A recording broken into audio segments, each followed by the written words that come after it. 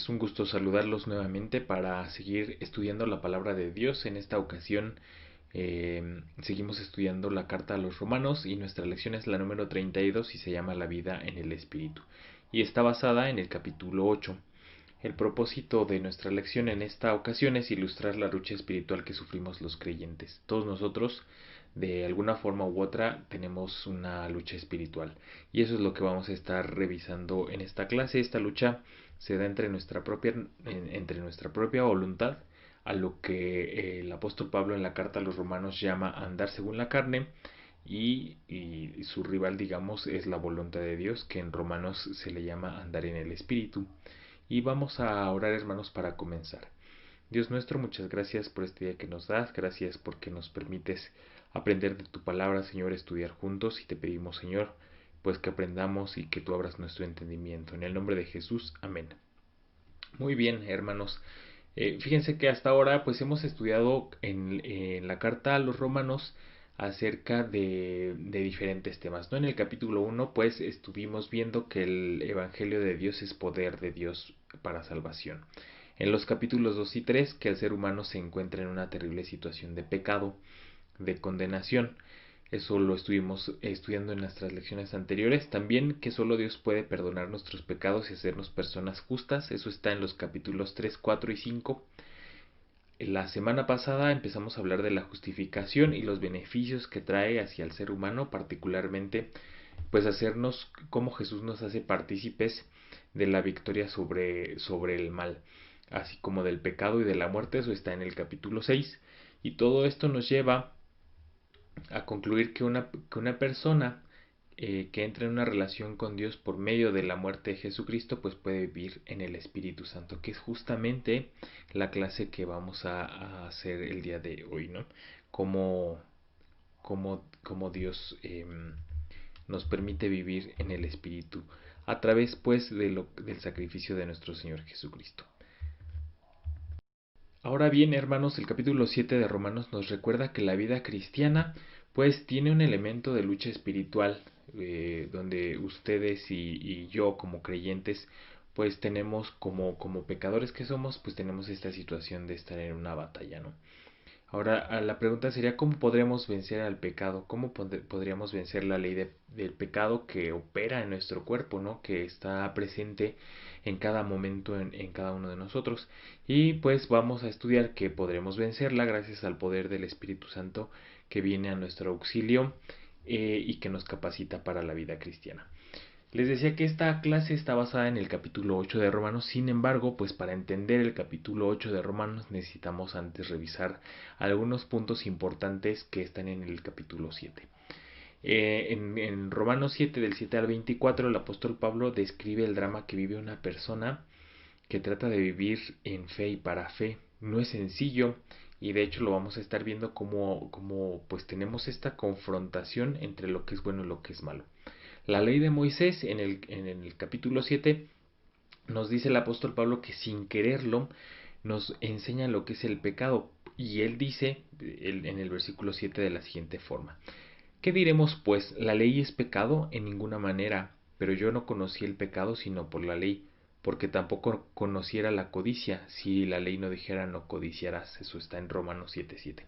Entonces, trataremos de, hermanos, de explicar cómo es que funciona la ley. Imagínense ustedes que vivimos o tenemos la oportunidad de estar en una zona donde las carreteras no tienen límite de velocidad. Entonces uno puede ir pues a 30, a 40 kilómetros por hora, a 80 kilómetros por hora, ¿no? Entonces uno no estaría infringiendo la ley, porque simplemente, pues como no hay un límite de velocidad, pues yo puedo ir a la velocidad que yo quiera. Sin embargo, imagínense también que dado un tiempo el gobierno decide colocar un límite de velocidad a 55 kilómetros por hora. Ese es el límite de velocidad. Dice ahí, no, usted no puede ir, velocidad máxima 55 kilómetros por hora. Entonces, manejar a 80 kilómetros por hora sería una violación a la ley. Es decir, la ley no solo nos enseña lo que es bueno, sino también lo que es malo. Y el apóstol Pablo pone el ejemplo de codiciar. Él dice, pues yo cómo sabría que desear algo que otro tiene, ¿no? Desear, por ejemplo, que sé yo, la esposa de un vecino. Pues ¿cómo sabría yo que eso está mal? Ah, bueno, pues porque la ley me lo dice, ¿no? La ley me dice que es bueno amar, por ejemplo, amar a tu prójimo como a ti mismo, ¿no? Pero ¿cómo sabría yo que codiciar es malo? Pues porque la ley dice no codiciarás, ¿no? Sigue diciendo ahí mismo en el capítulo 7, pero en el versículo 14, porque sabemos que la ley es espiritual, mas yo soy carnal, vendido al pecado. Pablo afirma que el problema no está en la ley, sino en la naturaleza humana. Los seres humanos somos carnales. ¿Y qué queremos decir con ser carnal? Pues ser carnal es querer obedecer precisamente nuestra propia voluntad, ¿no? Y nuestra propia voluntad pues es pecaminosa, y prefiere seguir su propia voluntad de la carne antes que seguir la voluntad divina. La persona carnal no obedece al Espíritu de Dios, sino que sigue sus propios impulsos. La persona espiritual trata de hacer la voluntad de Dios y no la voluntad de humana. En ese sentido, carne se refiere a nuestra condición humana dominada por el pecado, no a nuestro cuerpo. No se refiere a mí físicamente, sino carne al hacer yo la voluntad que yo quiero en lugar de hacer la voluntad divina. El cuerpo como tal, este cuerpo físicamente no es malo. Lo malo es que nosotros seguimos ciegamente nuestras propias pasiones en lugar de hacer la voluntad de Dios. Los versículos 23 y 24 aún de Romanos 7 dicen así: pero veo otra ley en mis miembros que se revela contra la ley de mi mente y que me lleva cautivo a la ley del pecado que está en mis miembros. Miserable de mí, ¿quién me librará de este cuerpo de muerte? Dice el apóstol Pablo. Miserable de mí, ¿quién me librará de este cuerpo de muerte? En algún momento usted y yo y todo creyente experimentará esta lucha de voluntades entre el Espíritu Santo que nos dice que vayamos a un lugar y nuestros propios deseos que nos dicen que vayamos a otro lugar completamente diferente, ¿no? La pregunta sería: ¿quién podrá ayudarnos en esta batalla espiritual? El Espíritu Santo me dice, ve por acá, y mi carne me dice, no, ve por acá. Y nosotros como seres humanos no tenemos la suficiente fuerza, perdón, para elegir lo que está bien, para elegir lo que el Espíritu Santo, dado que nuestra carne, nuestros propios impulsos, lo que mi cuerpo desea debido a mi naturaleza pecaminosa es hacer lo malo. Entonces, ¿quién podrá ayudarnos en nuestra batalla espiritual? La respuesta ahora sí en el capítulo 8, que empieza diciendo: ahora pues, ninguna condenación hay para los que están en Cristo Jesús, los que no andan conforme a la carne, sino conforme al Espíritu. Y podríamos preguntar de este versículo: ¿cómo es posible que no haya condenación para los que están en Cristo? Porque dice: ahora pues, ninguna condenación hay para los que están en Cristo Jesús. ¿Cómo es posible eso? La respuesta está en el versículo 2, dice: porque la ley del Espíritu de vida en Cristo Jesús me ha librado de la ley del pecado y de la muerte. Entonces, ¿cómo es posible que no haya condenación para aquellos que están en Cristo? Pues es posible porque el creyente tiene la opción de vivir en el Espíritu, como dice aquí: porque la ley del Espíritu de vida en Cristo Jesús me ha librado de la ley del pecado y de la muerte. Y eso significa que vivimos obedeciendo la voluntad de Dios.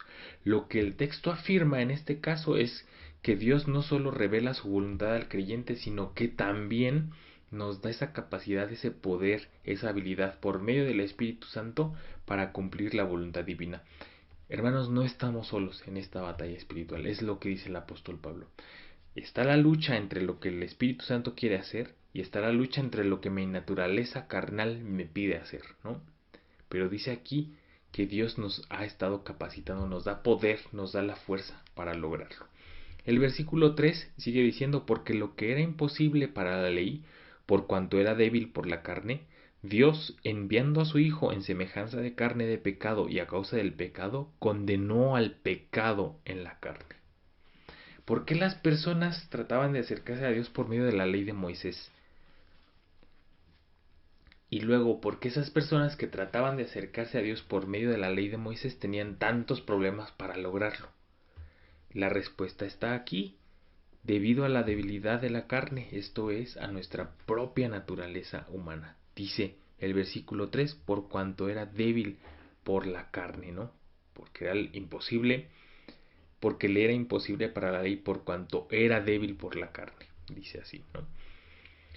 Dice el versículo 4, para que la justicia de la ley se cumpliese en nosotros, que no andamos conforme a la carne, sino conforme al Espíritu. ¿Por qué las personas, hermanos, que abrazan el mensaje evangélico pueden obedecer la voluntad de Dios, superando así esa debilidad de la naturaleza humana? Y podemos decir, porque podemos vivir conforme al Espíritu, que es precisamente lo que dice el versículo 4, para que la justicia de la ley, para que la justicia de la ley se cumpliese en nosotros, que no andamos conforme a la carne, sino conforme al Espíritu. Es decir, que andamos, caminamos, ¿no? Vivimos tratando de hacer la voluntad de Dios, haciendo la voluntad de Dios en nuestras vidas. El versículo 5 y algunos siguientes dicen, porque los que son de la carne piensan en las cosas de la carne, pero los que son del Espíritu en las cosas del Espíritu, porque el ocuparse de la carne es muerte, pero el ocuparse del Espíritu es vida y paz.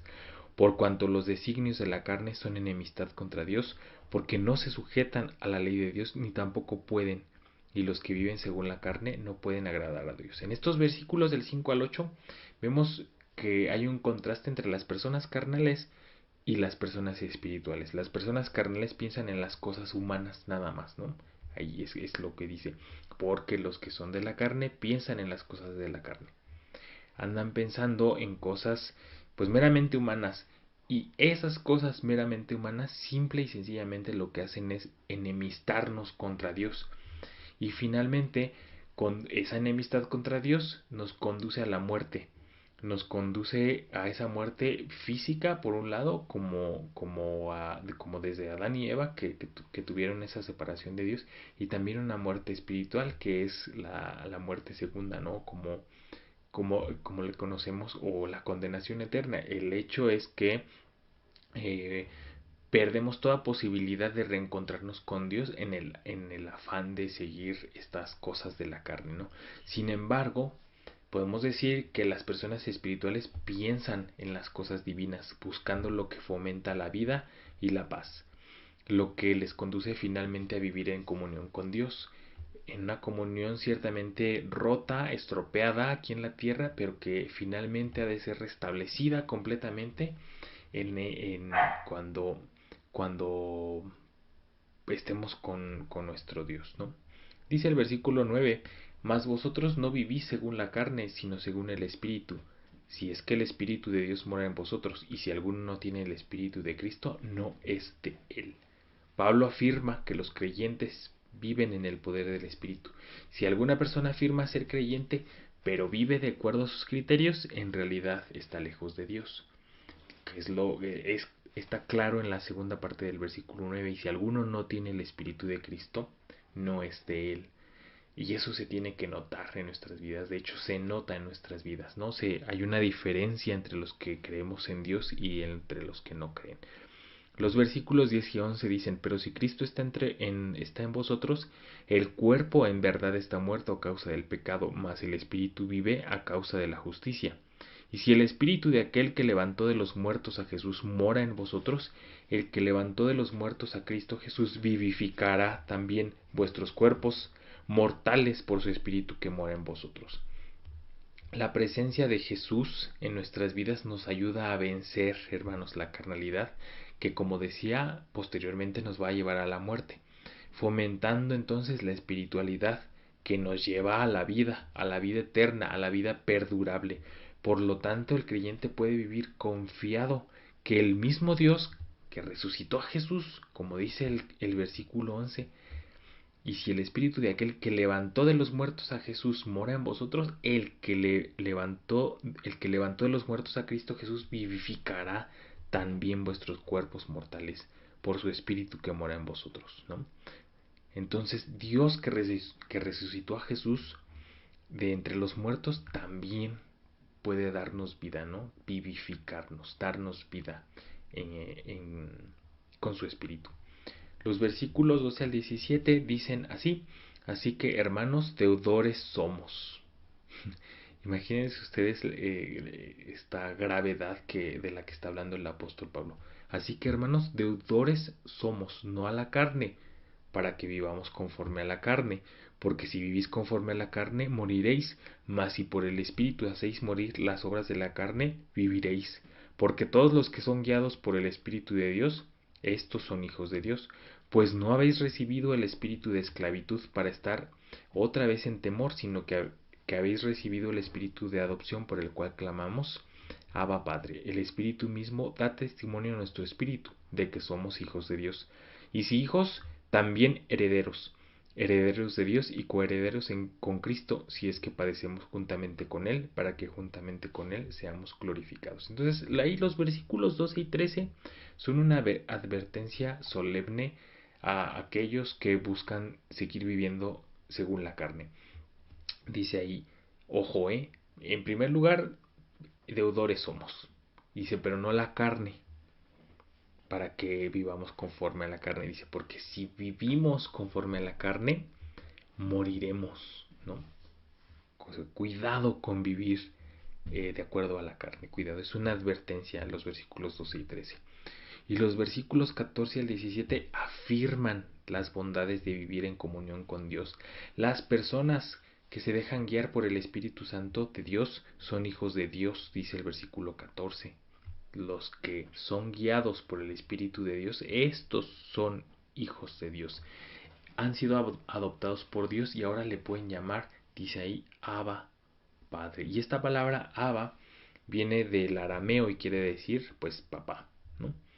Y es interesante, hermanos, cómo no solo dice que ya somos sus hijos, no solo dice que ya nos adoptó, dice, y si hijos, también herederos, herederos de Dios y coherederos con Cristo, si es que padecemos juntamente con Él, para que juntamente con Él seamos glorificados. O sea, no solo llegamos a ser hijos de Dios, sino que nos va a compartir de su herencia, porque Dios solo tiene a un hijo, ¿no? Digamos, Jesús es su hijo, eh, ¿cómo podríamos decirlo? Como original.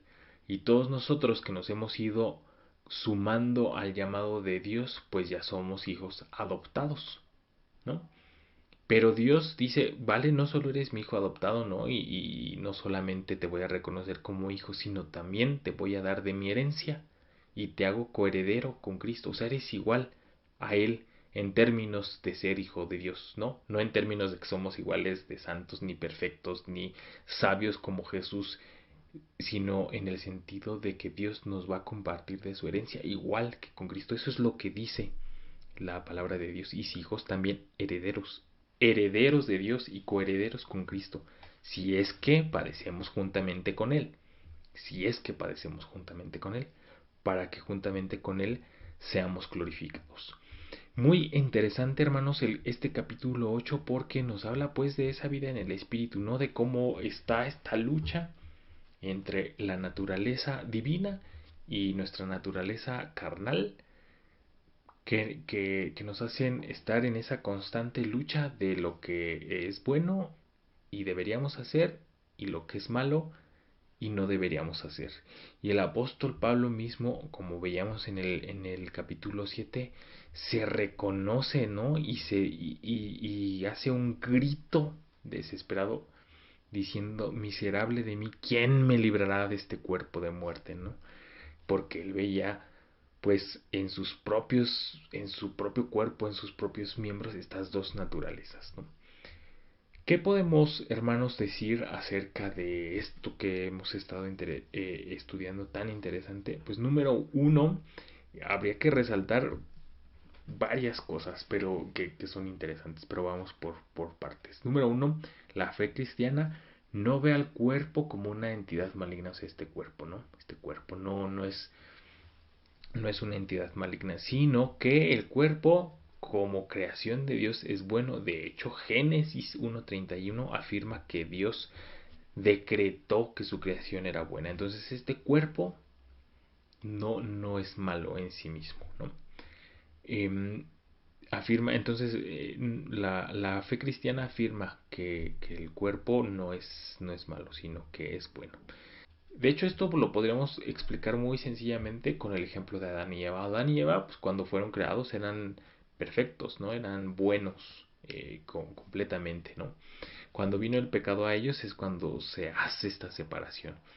Pero Dios creó a Adán y a Eva, el cuerpo físicamente hablando, pues buenos, ¿no? Queda claro que el cuerpo no es malo entonces, sino que es un don, es un regalo de Dios. Por eso Pablo se refiere al cuerpo como el templo del Espíritu Santo, como el templo del Espíritu Santo de Dios mismo podría ser malo, ¿no? Hay que distinguir muy bien entre el cuerpo y nuestra naturaleza carnal, ¿no? Lo que el apóstol Pablo llama andar conforme a la carne. Eso como número uno, eso lo debemos dejar claro. Número dos, y esto es un asunto que ya hemos venido platicando en lecciones anteriores, la sexualidad también es un don de Dios para la humanidad.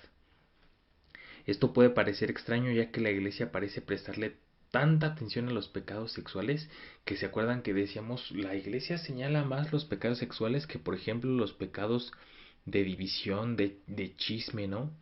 De andar de crítica y Jesús, perdón, y en el Nuevo Testamento se castigan más o Dios nos quiere decir o por lo menos están más mencionados estos pecados de la crítica, de la división, del andar murmurando con nuestros hermanos, están más señalados que los pecados de sexualidad. ¿Por qué digo esto? Porque de pronto podemos llegar a pensar que este cuerpo, como tiene necesidad sexual, pues es malo, ¿no? O como que o pudiera incluso pensarse que la sexualidad es mala. Sin embargo, los mismos textos que hemos dicho arriba en Génesis bueno, y primera a los Corintios 6:19, que es donde dice que nuestro cuerpo es templo del Espíritu Santo, demuestran que Dios fue quien dividió la humanidad en dos géneros, creando así la sexualidad. La actividad sexual es una bendición cuando se usa correctamente, como la alimentación, hermanos, por ejemplo. La alimentación es un don de Dios también, o sea, el hecho de que nosotros nos podamos alimentar, pues nos da energía, nos da vida, ¿no? Si no comemos, nos morimos. Pero si nos descuidamos, si lo hacemos mal, esa misma alimentación que en su origen es bueno y vital, si lo hacemos de forma correcta, puede ser malo. Podemos engordar, ¿no? Nos puede dar diabetes, nos puede dar hipertensión, nos puede dar, o sea, engordar pues nos puede llenar las venas, nuestras arterias de grasa. Entonces una cosa que es un don de Dios y que es vital puede ser mala si se hace exacto, si no se ejecuta adecuadamente. Así la sexualidad en sí no es mala. La actividad sexual es una bendición, como cuando se ejecuta correctamente. Los pecados sexuales ocurren cuando se practica la sexualidad de manera irresponsable. Igual que comer, ¿no? Por poner un ejemplo. Eso como número dos. Y número tres, que ya veníamos platicando, todo ser humano experimenta momentos de lucha espiritual, todo ser humano. En algún momento todos nos debatimos entre hacer la voluntad nuestra o la voluntad de Dios, ¿no? Todos llegamos a decir, hijo, sí debería hacer esto, no debería, ¿no? Como que no tiene buena pinta, ¿no? El proceso de santificación del cual platicamos la semana pasada nos capacita para hacer y obedecer la voluntad divina. Debemos, pues, cultivar nuestra relación con Dios por medio de la oración, de la lectura, el estudio de la Biblia, de la participación activa en la vida de la iglesia, del servicio a los demás y de la reflexión sobre la doctrina cristiana. Eso es, hermanos, lo que nos va a llevar a una victoria en los momentos de nuestra lucha espiritual. Y la victoria, bueno, entiéndase victoria, hacer la voluntad divina en lugar de mi voluntad o de la voluntad carnal. ¿Cómo? Nuevamente, orando, leyendo la Biblia, participando activamente en la vida de la iglesia, sirviendo a otros y abundando, ¿cómo se dice? Ahondando, profundizando en la doctrina cristiana, hermanos. Hay personas que se olvidan de estos pasos básicos. ¿Cómo enfrento la vida? ¿Cómo enfrento las dificultades? ¿Cómo enfrento cualquier cosa, el dolor, la tragedia, la desesperación? ¿Cómo enfrento al COVID? ¿Cómo enfrento la lucha espiritual?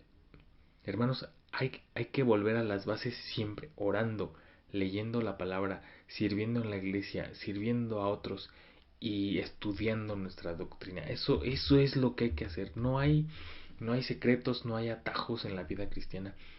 Todo siempre es relación con Dios, relación con Dios, relación con Dios, relación con mis hermanos, cómo les sirvo, cómo les ayudo.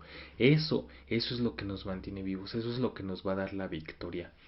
No solo en esta batalla espiritual, sino como les decía, en las dificultades, en el dolor, en la tragedia, en la pandemia, etcétera.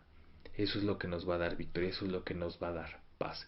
Quiera Dios, hermanos, que podamos vivir en el Espíritu, como dice el apóstol Pablo, andar en el Espíritu en lugar de andar en la carne, ¿no? Dios les bendiga mucho, mis hermanos. Yo pido a Dios que, pues eso, que los bendiga, que los cuide en donde quiera que ustedes estén y que nos permita seguir estudiando su palabra porque, pues como acabamos de ver, es vital para tener una victoria sobre la maldad. Dios nuestro, muchas gracias por esta clase, Señor, gracias por tu palabra que nos habla, gracias porque nos permites estudiar, porque nos concedes ese privilegio, Señor, aún en medio de esta situación en la que no nos podemos reunir, pues nos das los medios necesarios para aprender más de ti. Cuídanos, por favor, Señor, si hay alguno enfermo entre nosotros, sánalo, Padre Santo, y por favor, prospéranos, Señor, cuida de nuestros trabajos y síguenos hablando. En el nombre de Jesús, amén. Dios les bendiga, mis hermanos. Hasta luego.